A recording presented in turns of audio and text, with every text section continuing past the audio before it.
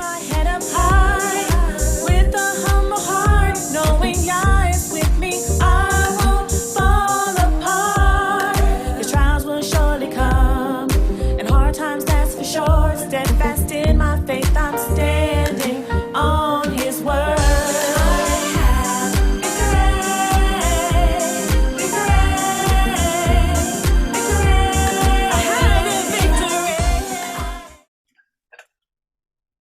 All right. Well, praise Yah, everyone listening. We hallelujah. thank you so much for joining us for another episode of CC on Air. Remember to listen here on PQLR1 Radio, where Yah is first. You can download the radio station on the Android app, or you could just type in PQLR1 in your browser and the station will come up. We have so many surprises for you from the latest and greatest artists that you may have not heard of, and just wonderful content like today. You know, we are definitely just really going to get into it with our sister here in a second, but I just got to let you know, you can go to PQLR1 Radio, and we are on the, let's see, social media, YouTube. You can do it on, what is it? Twitter. We're also on Instagram, and of course, Facebook, PQLR1 Radio. I'm sorry, people, I'm just at a loss for words because I was having a conversation with my sister and I'm just blown away. I just had to press record because it's just so much content. I praise y'all for content and information that's coming through, but sometimes I got to stop the conversation because I'm like, the people need to hear this. So we're going to get right into it. Shout out to my producer, my wonderful husband, Willie Pruitt, and our second anniversary. Praise Yah. I just thank Yah for him and all that he's done in our lives. And I just thank Yah for what he's going to be doing here in the future. But he is the reason that all this is happening, and we just praise Yah. But today we are talking to our sister Sukari, and we have another interview with her on CC on Air YouTube channel, and it's probably on PQLR1 Radio. I believe it is. Yes, it's uploaded there as well. But we are into this like third interview with our sister. Yes. And it's been a while, but we're going to introduce her. Welcome, sis. How are you? Thank you. Thank you so Let's much. pretend like we haven't been talking, but yeah. Okay. I know it is hard. Okay, but so yes, let's bring it back. Okay. Reel it back Thank you in. for having me. I'm really excited. It's really a pleasure and a blessing to be able to be here with PQLR1 and for the third time with you. And so getting an opportunity to talk to you is definitely something I'm excited about. I'm just overly excited because I know I'm going to talk to your husband pretty soon as well. Yes. He's got his new business. I was excited about him. You know, I didn't even know he was like a funny guy, but like he's so funny, like totally. Yeah. I cannot wait to talk with him about what it is that he's doing. But we're going to shine the spotlight on you. So first of all, since we've talked last, it's been about a year, I guess. What has Yah done in your life worth testifying to? What testimony do you have unto what Yah? Oh my goodness. There are a lot of testimonies. Some from, you know, I, like a lot of people, you know, honestly, that I've heard of, during this crazy, you know, pandemic time and everything. You can say anything you want here. Thank you. I feel like Yah has really blessed my family during this time. Mm-hmm. You know, I think I had told you before, like, instead of all the things that we thought were going to happen, you know, when they came out with this vaccine and all this craziness, and we were just like, no. Mm-hmm. And then Yah not only blessed me to not only continue to have my job as the only person there, I'm literally the only person there who's unvaccinated. I was promoted 3 times. So why? Because the other people died? I'm serious. Like, no, it just has been amazing. So so doing that has been a blessing, because at the moment, you mentioned earlier my husband mm-hmm. and his business. Mm-hmm. And during all this time, one of the things that I'm so grateful and so thankful for is that he's been able to really kind of to focus on this business. And so this particular time that I'm having with this company has really been a blessing, because then my husband's able to focus. Because as you know, we live in a system that really goes out of its way to harm and belittle not all obviously all of our people, but with respect to our men. You know, my husband is funny. Not that everybody knows it, so I'm happy that you got to see it, because he comes across very serious and kind of quiet, but he's incredibly funny. He's hilarious. He really is.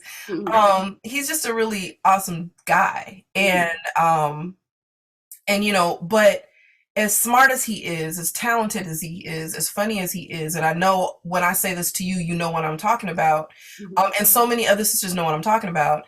But this system, this beast system, is not set up to really encourage or reward those qualities in our men. You know what I mean? So it does this thing where it goes to talk about what's a man, right? And it lays all these things up here, most of them being, you know, financial and superficial and things like that. But then it goes out of its way to make sure that it's really hard, unless they are willing to sell out, unless they're willing to belittle or be involve themselves into abominable practices. It really goes out of its way to keep them down. You know what I mean? I say, unless they're willing to be a bend over queen. That's absolutely. I was saying abominable practices, but you are absolutely correct. Yeah. Pull no punches. Absolutely.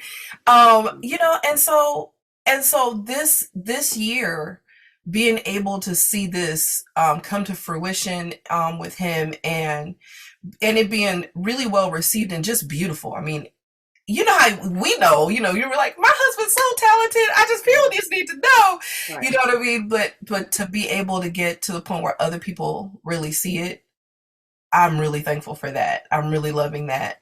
Yeah. Our daughter is 14 going on 15 now, which is like, you know, I know, I just, and she is really growing and really doing well. We're seeing her just really explode with her talents, especially with respect to art. She's a visual artist. She's getting into sculpting, you know, so seeing her grow, even though there's some challenges that have come, you know, because we're set apart, you know what I mean? And she's 14, and there are not a lot of other teenagers that are getting to see and be a part of each other's group in this walk right now. You know what I mean? So that's a whole different thing. With respect to my music, this has been a really interesting year, because I almost can't keep up with the growth that Yah is doing with me. So what I mean by that is, I was saying to you earlier, with the first project, right, which is how we got to know each other. Right. And that project was really focused on my journey, my musical journey, and it corresponding with my spiritual journey, of learning who we are, learning more and more about us as a people. And it was really focused on, you know, what the world calls jazz. Okay. And I was saying to you earlier, we didn't give our music that title. Right. The other people gave our music that title. And that title, the reason that I said we didn't give it to ourselves, we didn't give it to ourselves, but the reason that I bring it up is because not only did we not give that term to ourselves, but that term comes from a negative term that they used for everything sexual, because to them everything was sexual. So they heard this music and didn't know what to do with this music that they were hearing that was coming from our people. Specifically those of us in the North American diaspora, right? Those of us that got brought to this corner of the earth. Right. This music that we created here that people know as jazz is a brilliant music. And so to do what they've done to most of the things that Yah has blessed us to bring forth, right, is belittle it and turn it into this other thing that they can profit from. And so that's how it kind of came with this jazz term. Right. So I use the term because that's the only term that most people know. There are a lot of other terms that are out there that people who create the music, people who make the music, have put forth and things like that. So like right now there's a big move to call it Black American music. No. Yeah, see, but it's not gonna, then there's the late Dr. Yusuf Lateef really petitioned to get it called autophysiopsychic music. Okay. Now this was your mentor too, right? Yes, okay. Absolutely. He was one of my mentors. I have been blessed to get to study and be musically mentored with some really heavy hitters. Right. From James Newton to who has written music for all different types of music all over the world. When Mandela was released from prison, they actually South Africa actually asked James Newton to write the music for that particular. Wow. Yeah. So James Newton, Dr. Yusuf Lateef, who was just a prolific musician and legendary, kind of one of the forefathers of jazz, so to speak. Bobby Bryant Jr. Call it if they put you on a stage right now, Sukari, you get to name this what we have called jazz. What do you call it? At the moment, I would probably call it Israelite art music. Okay. It is specifically Israelite. It is specifically Hebrew music. Mm-hmm. It is specifically learned music. So that's where the art would come from. I mean, you do have to learn it and learn how to listen to it and how to understand it.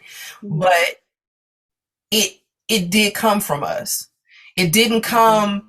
And that doesn't mean that everything on the world only came from us, but this particular style of music came from us. Okay. Nobody else. Well, let me ask you this: since it came from us, and you said that you have to learn how to listen to it. We, as the people that it come from, do we too have to learn to listen to it, or is it already innately in us? I think it's a little bit of both. In all honesty, on the one hand, as we know, as we grow and as we learn in this walk and in this awakening, as we're learning how to return to what is from us, what Yah has given to us, and we're learning that, you know what I mean? And once we kind of learn it, it makes sense, and we're like, well, yeah, duh, of course that, you know what I mean? It's kind of like that. I think that we have gone for so long in this place where people are taught what they're supposed to think and taught what they're supposed to like and how they're supposed to approach it, that we've lost the innate side to it. You know what I mean? I mean, the reality is what you're kind of getting at least what I think you're kind of getting at, is the people who created it, they didn't have to learn how to listen to it, most of them. You know what I mean? They did it. This was their voice. And it came out of them. And it came from their parents. It came from them. It came from their parents, their grandparents. Like learning how to talk. Like this is where you got it from, is from your people, your ancestors. Yes. They're the ones that passed it down to you. So you already had it down in you, unless you were kidnapped and sold. Kidnapped and sold, but also kidnapped, sold, and brainwashed. That anything that came from you could not be on a higher level. Right. Anything that came from you could not be precious. Anything that came from you could not be spectacular and grand. And that is where I mean, you know, with jazz. And I think so you remind me if I got into it, because I know I get into this often, but jazz is something that when people are playing it, the people that are playing it or singing it, there are these parameters, right? And everybody in the group knows those parameters. Mhm. Okay, so like everybody might know the melody, everybody knows the song, everybody knows the chords to the song, Mhm. but in real time, while you're making the music, there's also this incredible spiritual side to it where you're hearing things to put in there and they come from a place. And there's vocabulary that some of the vocabulary we all know, and some of the vocabulary isn't, that studied, learned thing, Which right? is where scatting comes in. Yes. And Yeah. scatting and then the instrumental improvisation, all that is the same thing. Because Okay. some stuff, and I love this about jazz, as I started singing, because I started singing much later than when I was playing flute and things like that. So what I realize is, as I have learned, as I'm being awakened, as I'm learning things about our people and learning things about our culture and our history and our heritage, Mhm. some stuff is really past. There's so many words involved that it's really past that. It Mhm. actually surpasses the words that we can speak in English, Yeah, right? it's spiritual. It's It beyond language. really is. Yeah. It Mhm. really is. Yeah. And I see, like, the more I learn, the more I see how limiting this language is, Mhm. right? It's very limiting. And with scatting and when you're improvising, there are these sounds, and those sounds represent things. They can represent ideas or feelings or thoughts or all kinds of things, right? Mhm. And and even tangible things. I mean, there are phrases and histories and all this stuff that go into these sounds, Mhm. and that you you can't lock that up Mm-mm. in English. You I can't mean, box it really, you can't in. lock that up in any of these languages from the places that we Right. gathered that aren't our Right. language, Right. right? Right. I So totally get it. And the thing is this, we all get it, but you have to kind of unlearn what you've learned yes, to actually get it. And to unlearn, that's a willingness that has to happen. yes. Yeah, that's a Oh my willingness that gosh. can happen. But in order to have that willingness, you have to be willing to let it all go and say, I don't know anything about who I thought I was. I don't know anything. So I'm willing to pick it up Yep. wherever it is that it was left off and learn what it is that I have to learn, first about myself, of course, about Yah, about Right. myself, and then my people as a whole, because then I'm able to grasp what it is that I'm supposed to know, and again, it's spiritual. It's not these words that all these people have put into it that make absolutely no sense at all. It's not You that. know, it's funny. Now, I'm gonna try to make it quick, a quick musical anecdote, right? But it's funny that you say that, like the willingness to let it go, to the willingness to recognize what you don't know, Yeah. right? Mm-hmm.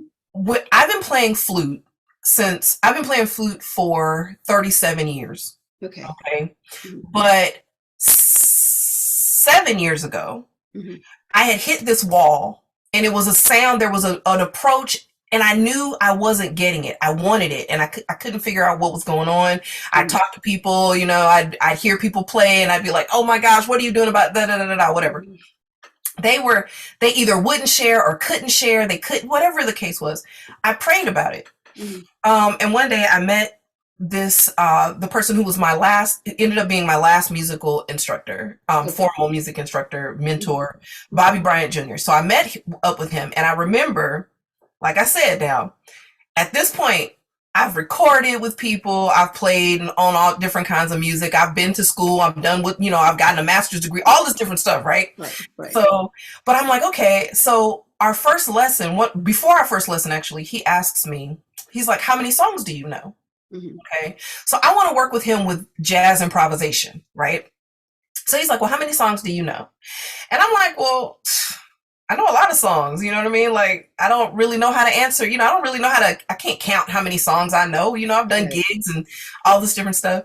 And he's like, okay, well, let me explain to you what I mean by no. Okay. He's like, when I ask you, how many songs do you know?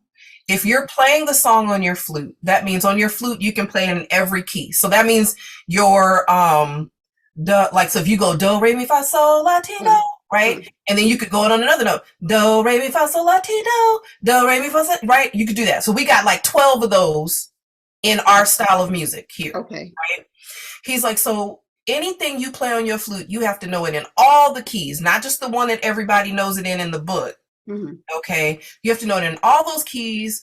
You need to be able to sing the song. You need to know the lyrics to the song. If there are lyrics to the song, you need to be able to play the chords of the song in all the keys on the piano.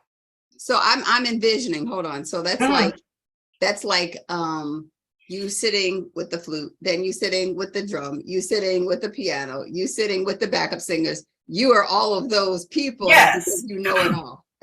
And I was like, okay, so then in that case, I don't know not one song. I know Nan songs. Yeah. I'm sitting here trying to envision, well, how many songs do you know? I was like, then I don't know any. Let's just go there. Okay. And it was funny because he took me on. I later found out he took me on as a student because that was my answer. And he was like, exactly. That is how we have to come to it. We have to come to this with the understanding, no, I don't know anything. Naked and I'm ready to be clothed. It was just that. So, wow. So I was like, and so from there, before that, when I came to him, I wrote music using keyboard, but just a little bit. I never could play through a full song for real or anything like that. And I played flute. And so that was it. And all the stuff from these songs that I've released where I'm singing, I started singing then. That's when I started singing because he was like, you have to sing these things during our lessons, right? Oh. And so singing, those chords, all of those are my chord voicings, my chord progressions, the drums that you hear. I and my producer, Octavia Landix, who, by the way, you've got to interview this sister. She's also Awakened sister, producer, phenomenal. Okay. And with her, we program those drums. You know what I mean? So all the drums. There's some percussion, auxiliary kind of percussion where my daughter came in and played. We had a percussionist come in and I played tambourine. And then my producer played tambourine. So you'll hear that. But other than that, all the drums that you hear were written and programmed by me and her. So when you say, so it's funny when you talk about coming, in this awakening, coming in here, humbling ourselves and being like, hey, I don't know these things. Because it was clearly I didn't know it because I walked around thinking the other folks. I thought the synagogue of Satan were his people, right? When the scriptures show clearly, right? You can clearly see, and so once I realized that, it just opened up a lot of things, and that was part of the journey for what I was. What I released already, that project, right. And then but I still have things actually from that project. But like I said a minute ago, when you asked about this year testimony, and me not being able to keep up with Yah, so Yah has been putting on my heart originally, and I think I talked with you and Brother Craig over at Woni. I was like, okay, I really want to do this Hebrew jazz thing, right? And I started working with that and started working on that. And still Yah was pulling this stuff out of me. And it got to be very, very heavy and very, very sad and just hard. And I couldn't figure out what was going on. And when I say sad and heavy, okay, so I'm going to go over for a second on the deep end. Sister, there was this point where I was really exhausted. I was tired. I couldn't really bring myself to practice. I was practicing out of obedience only because it was just there was no joy. I couldn't figure out what was going on. Right. And I, of course, I went to Abba Yah. I'm like, I don't know what's going on. I'm praying, and I had this dream vision thing one day, And like I said, I'm going off the deep end for a No, second. you are fine. And Yeah, okay. no, we need to hear it. And so in this dream, it was, and it started like I thought it was a dream because I'm laying down, and honestly, I was falling asleep when we were having like a movie night, right? Me, my husband, and my daughter, we were all in our room, in my room, and I had fallen asleep, and then they fell asleep. So the movie was over, everybody's falling asleep, everybody's asleep, and I hear these notes. Like I said, I'm starting to fall into deep sleep. I'm thinking I'm starting to dream. And I hear these notes, these beautiful pitches, and I hear them and then I see them. And I literally see them like they're like light, like Mhm. almost like these golden light lit notes. And I see them as letters, Oh. right? So like pitches, the way that we do pitches in Western music, they have letter names, right? Mhm. And so I'm seeing these notes. And so in this dream, I'm like, oh man, I know what this sounds like. This is going to be beautiful. I want to play it on my flute. This is in my dream. So I'm like, I want to play this on my flute. Mhm. And so my flute appears in my hand and I go to play it. And this dark figure, and that's all I could say. It was like a dark figure. It was fuzzy and it goes to grab my flute. And so I'm pulling my flute and I'm like, no, you can't have it. And it's pulling my flute. It's not saying anything. It's just pulling it. And I'm like, in Yahusha's name, let go. You can't have my flute. Okay. And it vanishes and I wake up. And Oh. everything, and where it was at the foot of my bed. And it was like in my room the way everything was in the room. So when I woke up, that's why I keep going kind of vision and I put in dream in quotes because I couldn't, it was like I was awake but not, right? And so I immediately, of course, I pray, and then I'm like trying to go back to sleep because I was getting into sleep, right? And I was like, I want to go back to sleep, and I couldn't go back to sleep. So I pray, and I come into my office, which is where I am here. This office is like it's where I work, but it's also where I write. It's where I practice. It's where I play, record. Yeah. I see your stand back there, so I know. Yeah.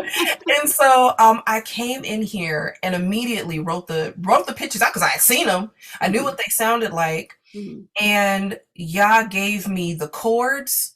He gave me the melody. I opened up to a psalm. The lyric gave me lyrics from literally that psalm.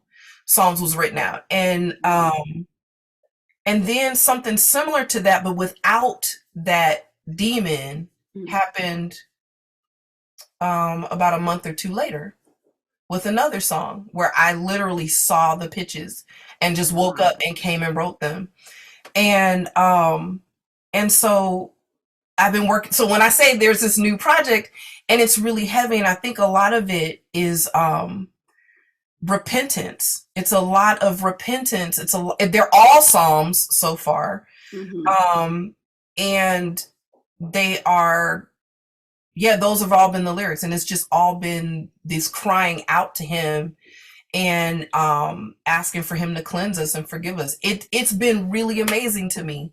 But that's why that demon was there, because that is music that is going to help people come out of their place of I would say maybe unhumbleness and not doing that crying out, because the Bible tells us that we need to cry out to him, and people are really like, even in this walk, people are just going through the motions. People are just doing stuff to feel as if they're a part of something, when none of this other stuff matters, like what you're putting on your head, your fringes, and all this stuff. Like this stuff, I mean, it doesn't matter when you compare it to what you should be doing. You should be repenting, because we're in some very, very tumultuous times right now. And you still see our people. I'm talking about the ones who say that they're in this walk, still trying to get back to normal, whatever that is, not understanding that we have never had a normal. We've never had a normal. We've always been at a place where we should be repenting. We should be checking ourselves. We should be getting the wood plank out of our eye, because we are a light. We're supposed to be a light to the world. we're supposed to be examples. But when you have people that are not willing to recognize, like we talked about before, ready to put it down and say, hey, I know nothing, we're in trouble. But the music that you were inspired to do by Yah, like I said, that thing was trying to snatch it away so you wouldn't have it available to do. This was incredible to me, and I can tell you, this is the even in the past, I want to say over the past 3 weeks, because this week was really heavy with it, and over the past 3 weeks, one of the problems that I've had, and I feel like Yah is trying to bring me out of, is timing. I'm always like, yeah, I'm willing to follow him, but every time he would show me something, he showed me over 20 years ago that we were the people. I didn't believe it when he showed me. I believe, because being able to recognize his voice and things like that, right? I was in grad school, and the Holy Spirit was like, you couldn't, by the end at grad school, I was like hardcore Christian. You couldn't tell me nothing, but I was Jesus, Jesus, Jesus, right? And so the Holy Spirit was like, you claim you believe in this book, you should read it, like the whole thing. So, and I remember, like, I tell people this testimony often. I'm like, that's how the Holy Spirit said it to me, literally. Like, you claim you believe in this book, you should probably read it, like from start to end. Because I had read the Bible, but no other book do we read. And as you can see, I like to read. Like, no other book do I open up, and go to like one part in it and read that paragraph, and then I'm gonna go to another part in it and read that paragraph, and you know what I mean? It'll be like, I read Matthew and end up at Revelation and back to Genesis, and splicing and putting things together, and then voila, that's the word. And like, if there's a book that you use, you always read that book cover to cover, and then once you've read the book, you might go through and like pick out the parts that you need that were right to reference. But we don't do just go pick around in any other book. Like, I wouldn't get a Dr. Seuss book and do that. You know what I mean? But yet the book that I'm claiming that my whole salvation and eternity almost, right, are hinged on understanding, I'm like, okay, I use it to go to sleep, and stuff like that, right? So that's what the Holy Spirit says. So I was like, okay, I'm gonna read this book from cover to cover. In my 2 years, I had 2 years out in Massachusetts, and I'm like by myself, and I'm like, okay, you know what? I'm gonna use this. I'm gonna read this book. And when I was reading it, honestly, Sister Cece, it went from, oh, these people sound like Black people. And I'm laughing as I read. I'm like, oh, I can see my uncle this, or I can see this person I know doing that. Oh my goodness, that's so funny. And then I go and I'm like, oh, these people seem like Black people. And then I'm reading more and I'm getting to Deuteronomy and I'm like, these people seem like Black people. Right. And then I get to Zechariah and I'm like, oh no, these people seem like Black people. And now, okay, so this was, like I said, this was 20 years ago. So YouTube wasn't then what it was. Now it's just kind of coming out and doing, and I'm trying to find information. Okay, because I'm like, and I couldn't find anything. And so I'm like, oh no, God, I didn't come up on the doctrine of demons. Forgive me. You know what I mean? And so I'm telling you, like, he showed me then.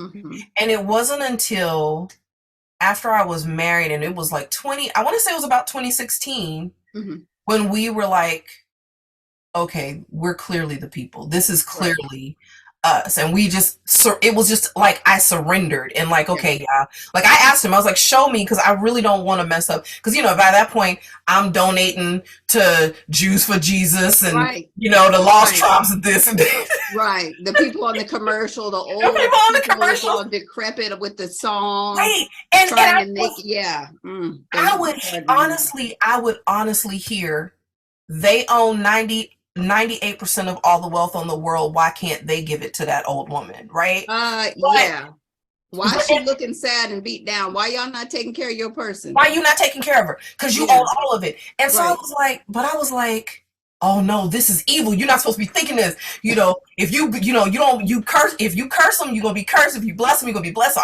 the whole nonsense, right? And then he showed it to me. So I'm constantly like, I'm trying to be obedient, but things that he would show me that I would feel like were really beautiful, amazing things, Mm-hmm. I didn't believe. I'm Mm. just being really honest. Like, to me, to be able to say, oh, you know, God's chosen people, so to speak, you know, was just a beautiful thing. And I just couldn't believe it. I couldn't believe that that's who we were. And so I say that to say it took a long, long time. Like, I knew that Yah blessed me to play music. I knew that, Mm-hmm. but I didn't know why. And I certainly, anything that made it seem like it was something, I'm gonna say it this way, almost too special, I was like, oh no, I'm not trying to do that. I'm not Right. trying to get into, you know, any arrogance. I'm not trying to get into any pride. I'm not trying to do this, blah, blah, blah. Right. And it was like not until the past 3 weeks, it's just been on me. I've been looking at, okay, so I've been praying. He's showing me these things. Mm-hmm. And then this past week, every time he would show me a song, or every time I would come in and really pray, I would just start crying, just be boohoo crying. Just, it's so crazy. And I finally was like, okay, you want me to make this music, and this music is music for our people, and it's gonna matter. It matters, not gonna matter, but it matters. Mm-hmm. And I don't know what else to do with that. Like, there's a period there, that's it. But it's like, okay, my obedience needs to be to make it Right. right. You know what I Right. mean? So that's where, okay, long story short, that's where I'm at right now with, Wow. yeah. Well, you know what? I appreciate the humbleness that you have in it, because you don't have that place ever that you feel like you've arrived. You know that you just at a stop off point until he takes you to the next portion, you know. And Yeah. your testimony from last time and this testimony that you just gave us is definitely showing that you're still like, yeah, teach me. What is it that you have to show me? I'm still open to learning. I don't feel like I'm over here, but I'm really down here. You know, you're really open for the lesson to come through, whatever it is. Yeah, And I mean, I appreciate that. That's a blessing. it And is. now you talk about, you know, incorporating your husband and your daughter. Of course, they believe Yah as well, but Yes. now we're all going to be able to see it all working together. Like with your daughter, you said she was playing the drums, and your husband let me know that there's something I'm gonna be interviewing her about soon. And then I'm gonna Yes. yeah. Oh my gosh, I'm so excited. I mean, some of the things that he's going to talk to you about, like, like I said, she's a visual artist. She likes music. She does some music. She She's not did your in logo, didn't she do your logo? she did my logo, Yeah. the sketched logo that's on my Instagram. Yeah. My husband did my logo that's on like my business cards and things like that. Okay. All my artwork for the singles are all my husband's work. Okay.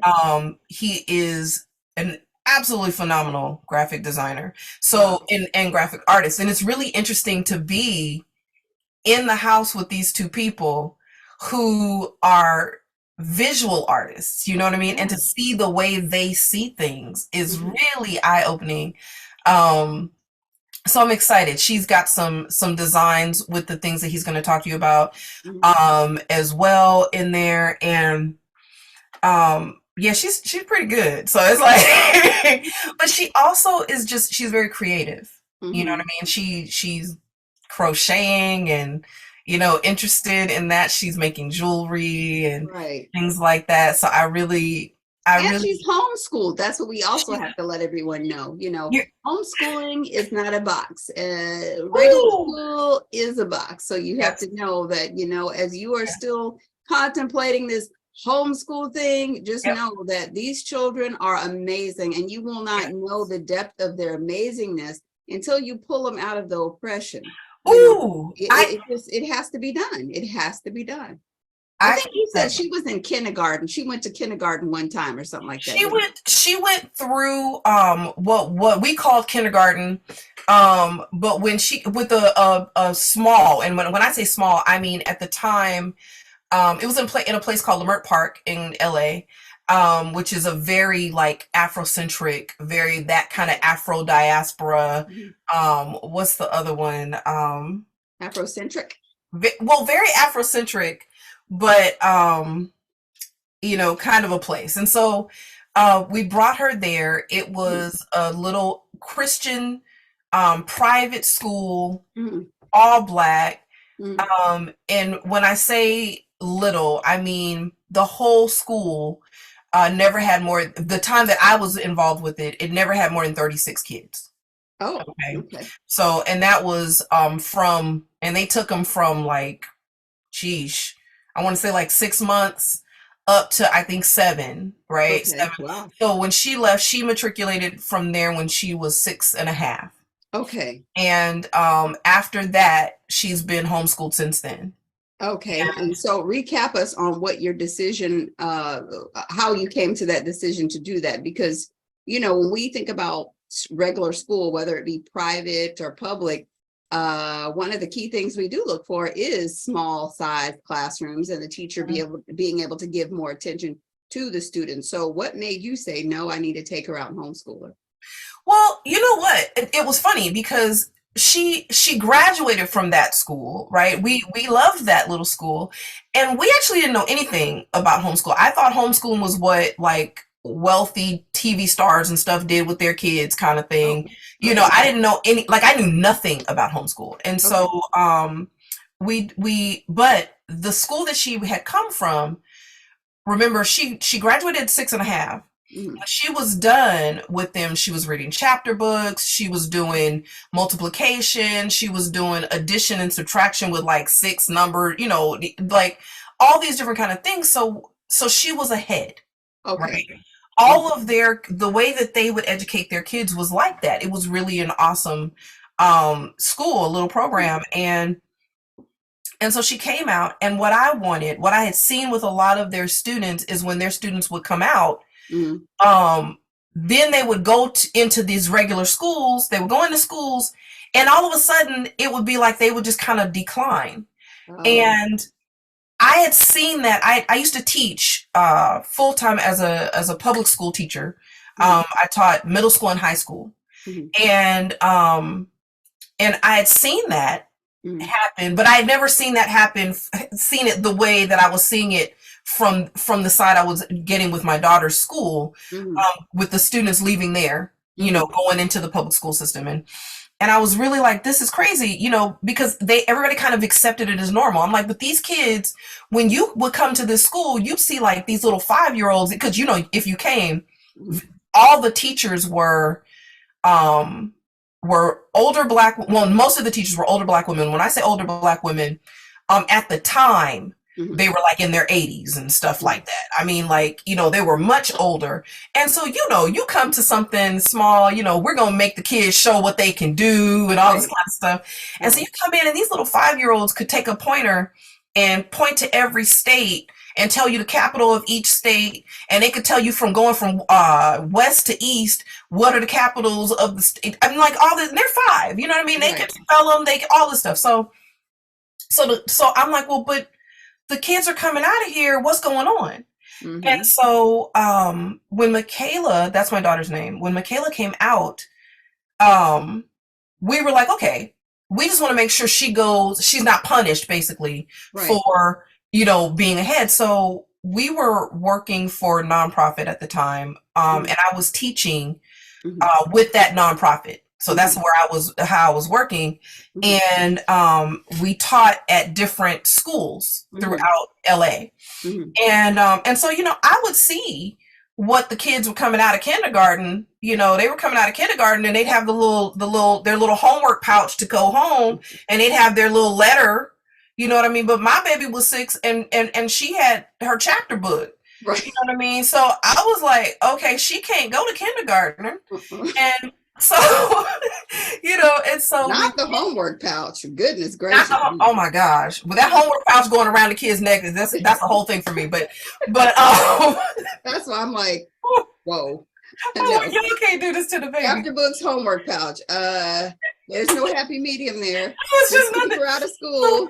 But so we lived at the time, we lived in Koreatown in Los Angeles. And so the school that was right next to us would have been our home elementary school for her. Okay. So we actually went over there with the idea of speaking to the counselors about having her tested into a different grade. Right. Because with California, generally speaking, the way that it works is whatever age you are is where you go. And so if you want to be able to go outside of that, it can in public school be difficult. It's not always, but it can be. And so you have to go through these different things. And so we went, it was a Korean counselor. And she was the gate counselor when she found out, like when we brought a whole thing, a portfolio of her work, of what she'd done up until this point, so that we could say, this is why she can't go to kindergarten. Right. And so the teacher was like, oh, okay, well, we can test her, but what you'll need to do first, you got to go get her gate tested, which is gifted and talented education, right? So you got to go get her tested. We did that. But then the woman said to us, so we talk, and our daughter was very much academically ahead, but emotionally, she was 6. She had her toys. She liked playing with her toys. Boys were icky. That's what she was, she was all in that. She was regular. And that's what we kind of wanted for her. We wanted her to be able to continue to be that way. And so one of the things that kind of came up with this counselor, and she was like, look, I'm going to tell you what I would tell, what people in my culture would do in your circumstance. And we were like, oh, she said, if we had a child who was really gifted, but we don't want them to be to have to deal with all the social stuff that's going on, we would homeschool. And I was like, what? Homeschool? Yeah, right. And so all of that ensued. We looked into it, and that's exactly what we did. And so, as you said earlier, there are many ways to homeschool. It's not in a box. We did not go find a specific curriculum. We really decided what we wanted her to do. We wanted her to know who she was. We wanted her to know how to think. We wanted her to know how to find information so that information can't be hidden from her, because we're living in a time where people just say stuff and you're supposed to just accept it. You know what I mean? No, mRNA doesn't change your genes, your DNA. Okay. All right. Yeah, Black people are more susceptible to COVID, even though over on the continent they got the least amount of I'm sorry. Okay, so we were just like, we want her to be able to think. We want her to be able to find information. We want her to know who she is, to grow up in her faith. You know what I mean? And so that's what we did. And it's been amazing. It's been challenges along the way, but you have challenges along the way with regular school. More so, because you have zero control. Much more so. Yeah. We have been able to see our child create her own business. We have seen her do like some things that are stereotypical things. We've been able to see her take physics when she was 12. We've seen her take psychology when she was 13. We've seen her, right now she's taking an ancient literature class. Wow. We've seen her start to learn sculpture on her own, and she goes now to a museum that's near us, the AMOCA, what is it, American Museum of Ceramic Arts, and she goes there for hours and works on learning ceramics and sculpture and all this different kind of stuff. So we've seen her grow into this person and learn things that she never would have gotten an opportunity to learn and do and focus on, so yeah. Wow, well, that's amazing. And I think that I make it a point to reiterate wherever I can, where I know families are homeschooling, because we still have people who are still on the fence, or they don't get it. Yeah. Like, they don't understand, hey, you did not have these children in order to throw them out to the wolves. You know what I'm saying? I'm sorry. Can I say this? Because Yes, you you can. let me know how much time we have, because I know I can go. So, um, It's okay. homeschooling and our people, Mhm. we need to do it. I would love to say to every single especially awakened Hebrew. Mhm. I currently teach for a wonderful nonprofit organization, totally not Hebrew related. It's a music organization. We provide music to kids in LA Unified School District. So this is a public school kids. And I get a chance to see them get, a pretty quality music education. So Mhm. I'm very thankful to be able to do that, Mhm. for as many kids as can't be homeschooled as Mhm. possible, right? Mhm. But I'm gonna tell you, okay, what's going on and what I see and the things that Yah has blessed me to be able at this point. I don't know for how long I'll be able to do these things, Right. but to be able to try to push back certain things so that at least the kids that I'm working with or having anything to do with, because I don't work with the kids directly anymore, Mhm. um, to try to keep away from children, the stuff that they are trying to put on these babies is real. So Yeah. parents being worried about, oh well, my kids make friends. Let me tell you, you need to be more concerned with, is your child going to be an abomination to the Most High Yah by the time they're a teenager or an adult?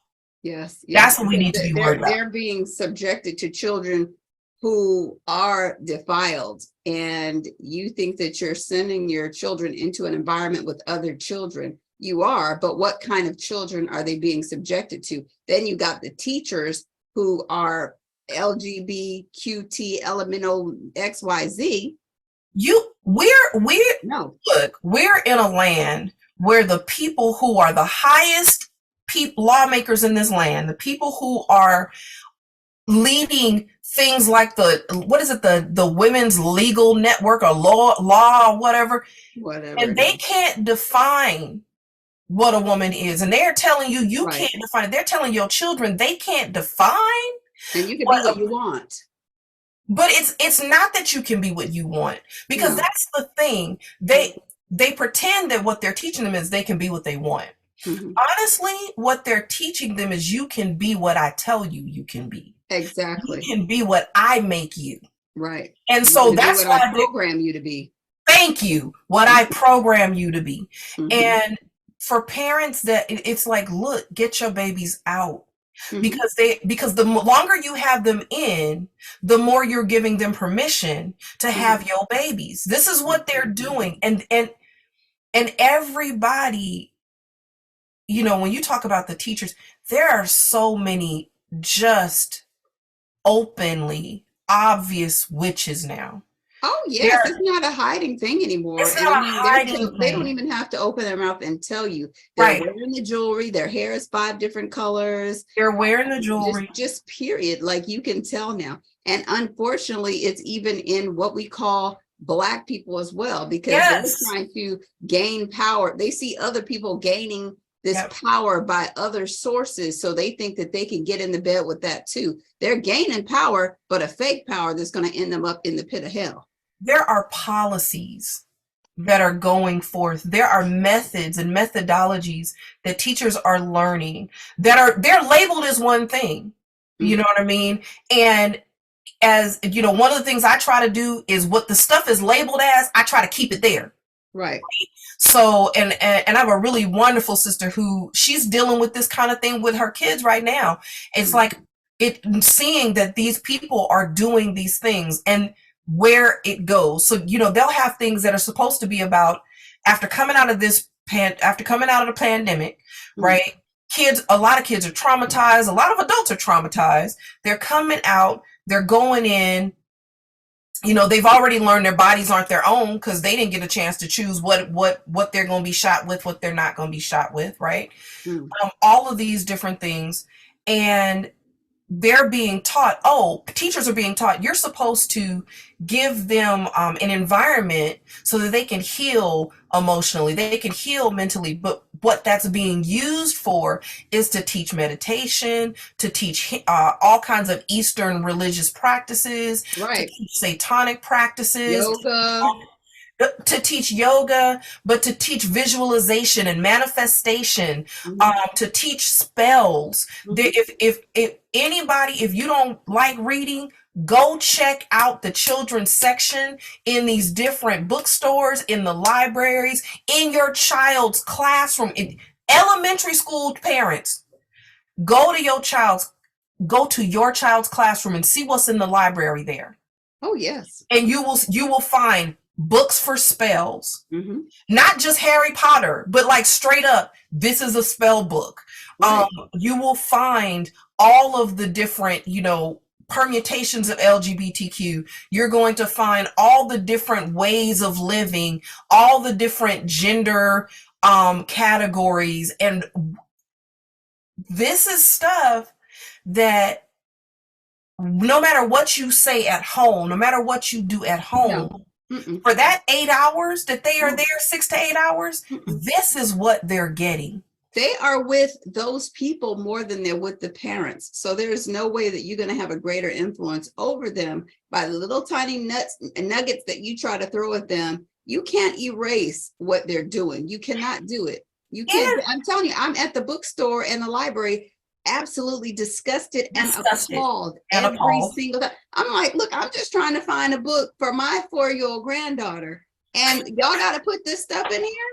When I tell you that my daughter, I had to, like, we've just stopped it a little, and I can't say stopped it completely, but like, I had to read everything before she read it. You think I want to sit around and read all these little teenage books? I had to read all these little preteen and teenage books just to know what they were going to have in there, because you'll just be minding your business, your child just minding their business, and all of a sudden, boom, they just put something in there and they can't unsee it.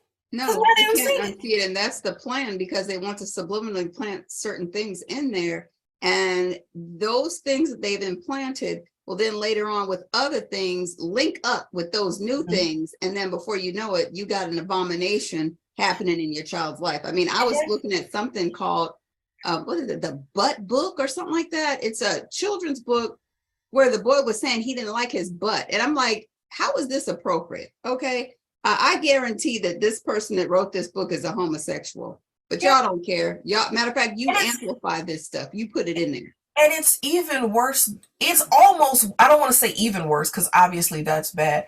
I know homosexuals who know this stuff is wrong. Yes. I know homosexuals who are like, this is too far. Right. This is too far. This should not be in here with the kids. Like, why? And some of them will say, why are you bothering children? Why are you bothering children with this stuff? Why are you bothering children with these behaviors? Because we're not worried about sex and sexuality and all that stuff. We're not worried about that stuff. That's you imparting this stuff into the school. Right. But I was talking to my husband, and we like to think this stuff is new, but we know the Bible says there's nothing new under the sun. I mean, I am going to be 49 years old in 5 days. I'm looking at the calendar. 5 days. Yes. So congratulations. Thank you. I remember a record I had as a child, because we used to listen to records. We didn't have CDs and tapes and all. We had records. So we had a record at my own record player, and there was a record called "Free to Be You and Me." Okay. Free to Be You and Me, and all of those songs in there were women's liberation, and they were talking about these things that have put us in this place to where we are now. I remember there was a song in there called "William Wants a Doll," and the kids were making fun of him because William wanted a doll. So you're supposed to scale back. Okay, this boy wants a doll. Now we know we need boys to know how to be daddies. Right. But this boy had a doll, and he was a homosexual-ish type of child. Like, he was soft, I guess. He just was not where he should have been in life, because he was trying to play with this doll. But they gave us this repetition as I was a child, and I remember it like it was yesterday. It's like, oh my goodness, they were framing me back then. They were molding me. And I remember in the 4th grade, I had a teacher, Mrs. Kincaid, loved her. But when I look back on her persona and what she looked like, shouldn't have been in her class, but she was talking about bringing a Ouija board to class. Now me, I told my mom, I was like, if she said she's gonna bring something called a Ouija board, my mom was like, what? You know, so she snapped into action, a Ouija board to class. Oh no, like I was so glad that I said something, because now that I'm a grown adult, I'm like, well, what if she would have brought a Ouija board to class? And she would have. Yeah, right. Nobody would have stopped her. I mean, she would have been doing Right. her own thing. Ouija board to class. Back then, all kind of stuff was going on in school. Nobody cared. I So, remember the Ouija board thing back then, and everybody thought it was just a game. yeah. And I remember many of our parents were like, "No, just don't mess with it. Don't mess with it." You know, and but that's the thing. And if parents are having their children in school, I do believe you can combat it to a point. I believe at a certain point you just got to get your babies out, but you've got to be a very, very, very proactive parent. So you have to be, you know, dealing with that school board. You have to come into those classrooms. You have to be the parent who, when your child comes home, they're not just coming home and now we're just all chilling out or everybody's getting ready for bed. They have to come home and you have to work with them with homework. You have to work with them with what their day was like. You have to talk through them and get through, you know, talk with them and talk through these issues. And I believe that for a lot of our people, you know, we're tired. Mm-hmm. We are overworked. Mm-hmm. We are like, you know, I gotta work. Mm-hmm. So my baby has to be able to do something while I be someplace safe while I'm working. Right. And so we have to understand, like, if that's where we're at, you know, my husband and I recognize the fact that I'm very blessed. Mm-hmm. My husband and I were able to make a decision that we would just live with less money. Yeah. Long ago, we were like, it's just going to be, that's what it's going to be, because we're not going to send her to school. Mm-hmm. But some people aren't able to do it. At least not the way that we did it. But I can tell you there are single parents homeschooling their kids. When we change how we think of homeschooling, what we understand school to be about, understanding that your child does not have to have school at home every single day. That's not what homeschooling has to be. No. Your child will learn. You just need to make sure that they have an environment in which they can learn. So that means family changes may have to take place. You might be like, you know what? Instead of paying the money that I do for my kid to be at school, because we're talking about public school, but private school is no better. So, right. So the money that you're spending for your child to go on field trips or for your child to do this, that, and the other, maybe spend that for daycare, and then have your schooling be in the evening or on Sundays or something like that. We don't do any school on Sabbath, but there are ways for it to be done. I am a serious advocate for homeschooling. And obviously depending on your state, you know, and all that and the legalities and stuff like that. I'm in California, and California is one of the few good things about California is that it is a lot more lenient with homeschooling. So yeah, we have that here too. I could go outside in the courtyard and call it a school and they wouldn't bother me. Like I can be a school. They don't check anything. You're okay. Oh, that's beautiful. Yeah, this is Missouri, because I guess what my husband told me is because there's a lot of people that live in rural areas, so they cater to that. Yes. So it's a good thing. It's a great thing. And I understand where people can be in those positions. I too think how blessed I am to be able to do what I am doing. Sometimes I don't know exactly what I'm doing, but I know that it's not sending no child off anywhere. Right. Because when I think back to myself going to school and even sending my children to school, you don't know what's going on there. You really don't know. You don't know what's going on in the bathroom. You don't know what's going on in the hallway. You don't know what's going on with the teachers. You don't know what kind of spirits are up in there. I can tell you there's a lot of them. It's a lot. And what you were saying, sis, is like people have to be willing to be fully engaged in order to send their child to school. But I would tell you that being fully engaged, you can't do it. Like you can't do it. If you can't homeschool, then you can't be fully engaged. Ooh, so that's a choice. You got to make a choice. And when I say fully engaged, you pretty much need to have another chair sitting right beside your child at the school to be fully engaged, because I'm not going to I've seen it. I sent my granddaughter to summer camp Ooh. this past summer, and I was there. I had her sister on my chest in a little slingy thing. We were there, okay?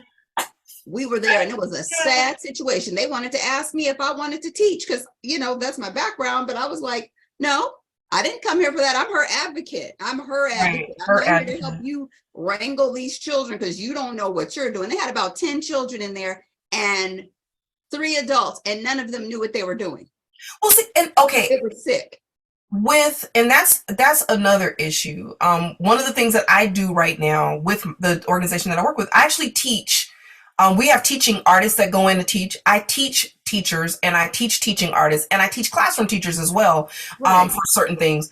But one of the things, and I only bring that up because parents would be amazed at how little teaching goes on, oftentimes in the classrooms. And I say that because a lot of our parents believe that they can't do it because they're not teachers.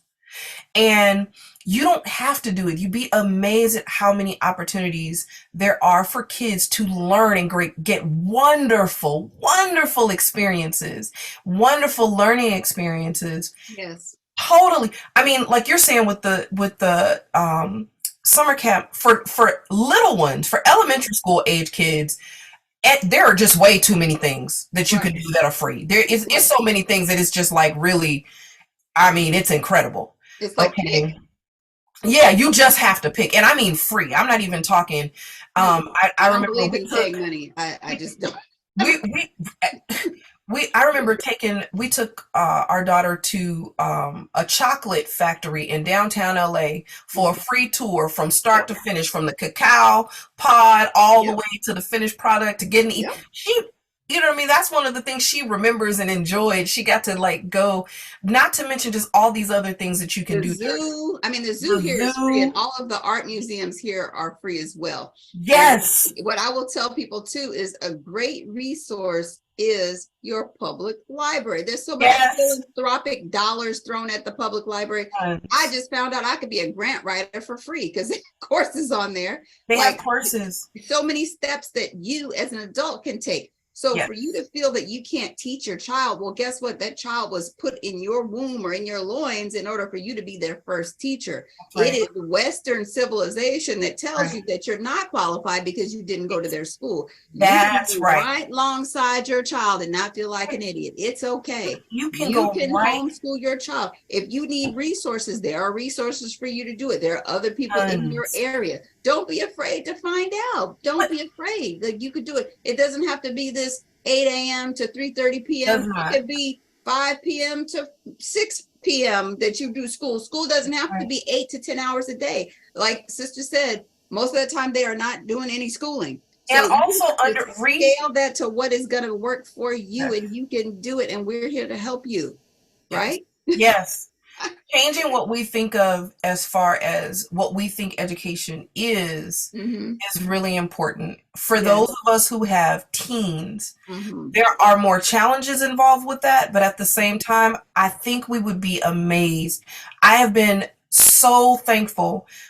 There are many things, if you really start to think outside the box, that are available to your teens for free. My daughter goes to that ceramics. I was looking for ceramics classes because she was interested in pottery. Right. And I'm looking for it, and and I'm expecting to have to try to come up with some money to pay for it, and because I don't have no ceramics wheel, a kiln, or any knowledge of it, so that's not what mommy's gonna do. Right. And so I'm trying to find it, and this thing, the way that it was listed. Initially, all their classes were listed on Saturdays, and I was like, well, we can't do that because you got classes on Saturdays. And finally, the Holy Spirit's like, no, go back and look and see what they have for teenagers. Well, they have a thing called the Teen Council for teenagers. Well, the Teen Council is not during the weekend. The Teen Council is a free thing for kids to go every week, and they get all this unlimited access. For free. Wow. That's amazing. So it's like, for little ones especially, like these free art museums and stuff like that, most art museums will have like art activities for their students. That's how I always took her to all those art activities. And homeschooling specified things. They have stuff for home. And I'm telling you, the library is a great resource. If you don't know how to use your library, you could totally ask for a librarian to walk you through this thing. They will tell you, because I'm telling you, with this grant class that I'm talking about, I was like, I want to take a grant class. So I looked on the community college thing, and it was like $249. And I was like, I really don't want to pay $249.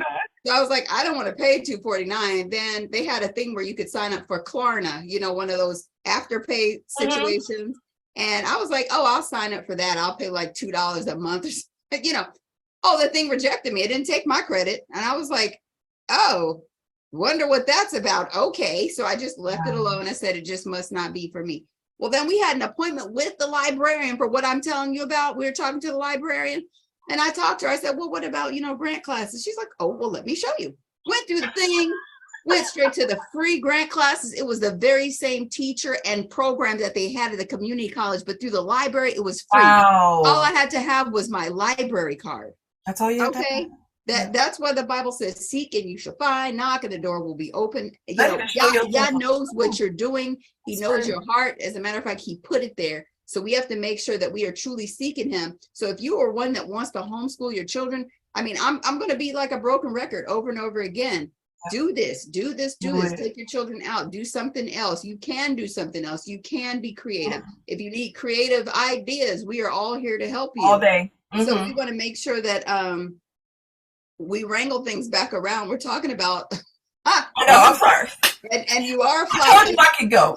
And we, we could go all day. We totally could, but we're not. We're not going to do that. We might have a conversation afterwards, but we're not going to do that here. So, so sis, what song are you going to be sharing with us that we could put at the end of this broadcast for people to hear? Oh. You want to surprise us? You can. Well, no.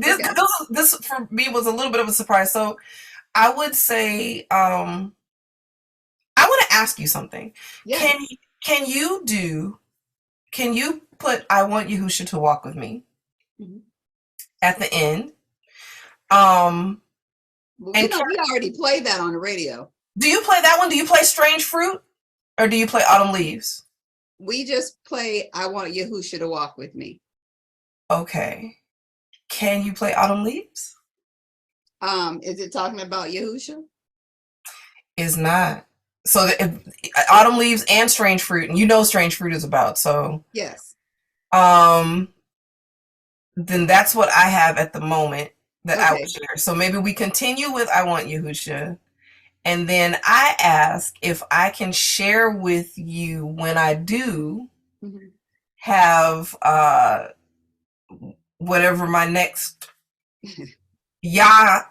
one of these Psalms releases that I want to do. Okay. Yeah, because that last interview, that's the song I have. I Want Yahusha to Walk With Me.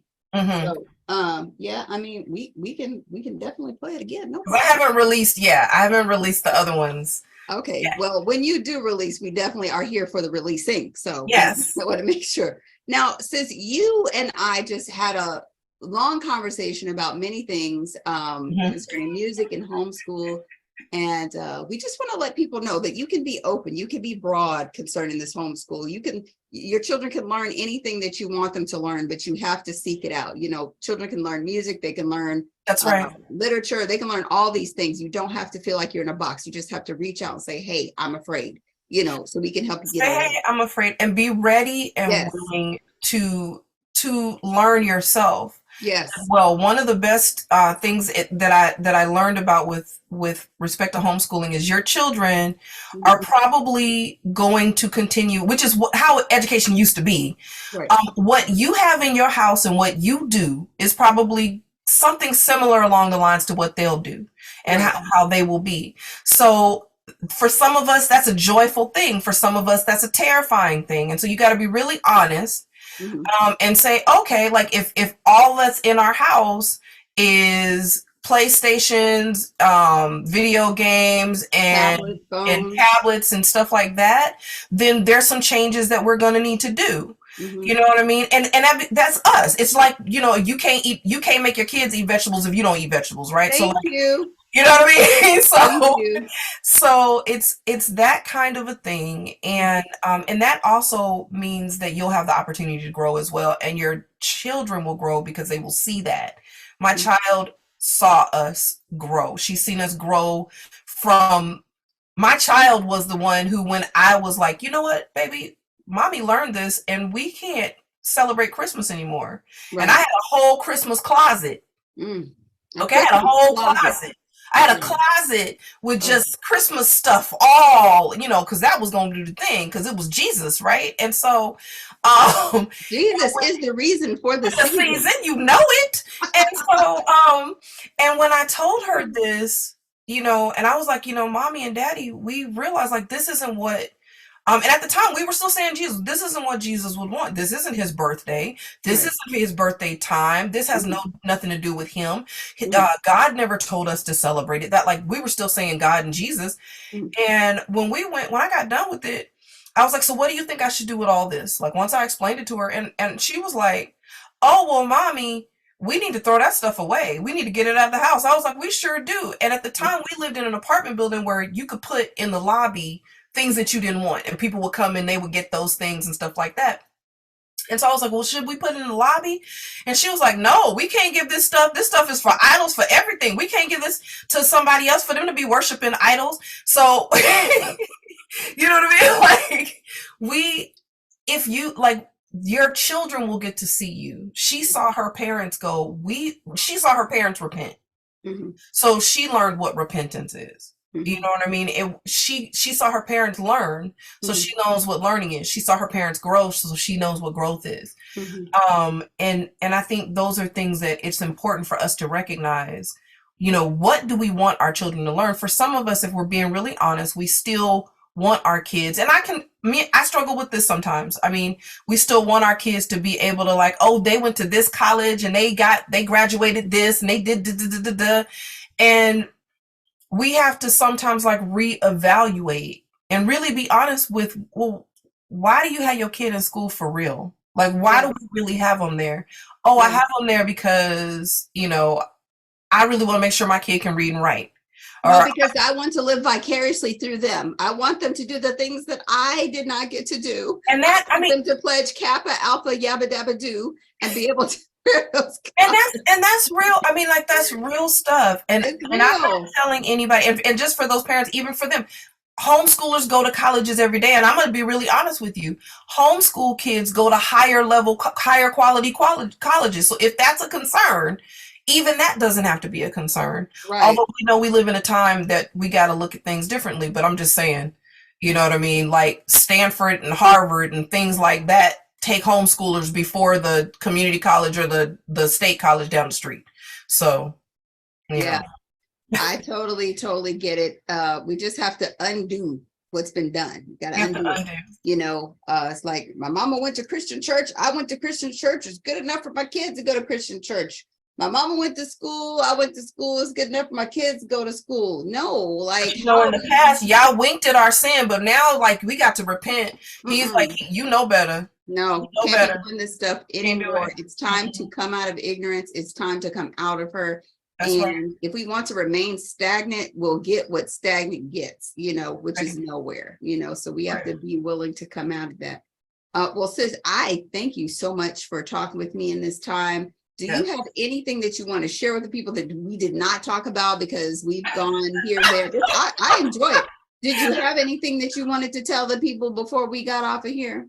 Well, we talked about so many things. I will say, I would love to be able to play with, to make music, to make some music for our people and for Yah with some, not only like-minded people, but also people who have really put some dedication into what they do. And we didn't really get into that, but definitely giving Yah our best. As much as I do all these other things, I have to remind myself, like, I have to practice. I have to continue to learn. I have to continue to grow musically in order to do what he is, because he created music. So Mhm. all the rah-rah, that's the regular stuff that we hear everywhere that any old body can do, Yeah, that's not what he created. You know that's what I mean? right. So but I would, that being said, so yes, I would love to be able to make some music with some people who are really, working towards giving him our best. Right. Um, and then I have a link tree at it's Linktree SRG Music underscore Sukari Reid Glenn.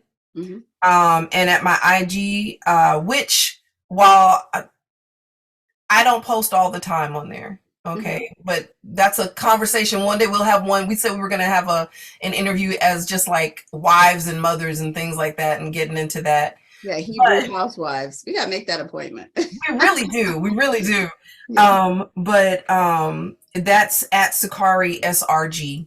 Hmm. So definitely, and I do check it and things like that. And Yes. yeah. Okay. Now, are you doing Twitter or Facebook or anything like that? I not really. I mean, Okay. if I'm being really honest, I have accounts on them, but I don't really You do. don't really use them. Okay. Well, I know you like my stuff on Instagram, so I know you're Yes. definitely there. Yes. Are you making TikTok videos yet? No. And you know what's funny? Now I will say that is something I'm thinking about doing. I don't really like social media for the most part. I know that sounds crazy. Uh-oh. You just muted. No, I muted because I have to talk to a little person that's Oh, telling okay. me she's done going potty. Let's Okay. go. Go ahead. I love it. Mhm. Yeah, I'm not so crazy about social media, which I know is a crazy thing. I love it for connecting to other Hebrews. So I do love Mhm. that. And that Mhm. is why I still have Instagram, and that is honestly mostly what I do is just connect with other Israelites Mhm. through social media, because I know we're so scattered. And I've been thinking about TikTok to reach out to more Israelite musicians. So that's kind of what, so Yeah, it's funny when you say it, because otherwise I was so opposed to it for so long. I know. I tell people all the time that TikTok is school. Now, there is some nonsense on there, but there's nonsense on all of them. And there's all this hype around TikTok or whatever. But I tend to like to look at the backstory. Like, why are they really trying to keep people off of this? Yes, there's an abundance of evil in all of these things, but it can truly be what you need it to be. Like, I've learned about credit on TikTok. I've learned Mhm. about travel. I've learned about so many things because you have people coming out of the woodwork because they Yes. want to be teachers about something. And Yeah. so we have to make sure that we are just prayerful before we go in, Mhm. and just get what we need and do what we need to do and then get off. You don't need to camp out That. in there. And that's the thing. So Yeah. for me, that's why I'm thinking about doing it, because it does afford you that opportunity to go Mhm. in, show what you want to do, or do what you want to do, and get out. And I do, like, I don't really look at some TikTok, because it comes through Mhm. on Instagram and things like that. And Mhm. I do understand, like, learning it, YouTube University, but you Mhm. also have Instagram, and TikTok now is becoming kind of that Mhm. thing where you self-learn. Mhm. Um, but I have a tendency, I feel like sometimes a lot of us, not this is not just something unique to me. I mean, a lot of us are really busy trying to do a lot of things, and I just can't always post Right. about those things. Right.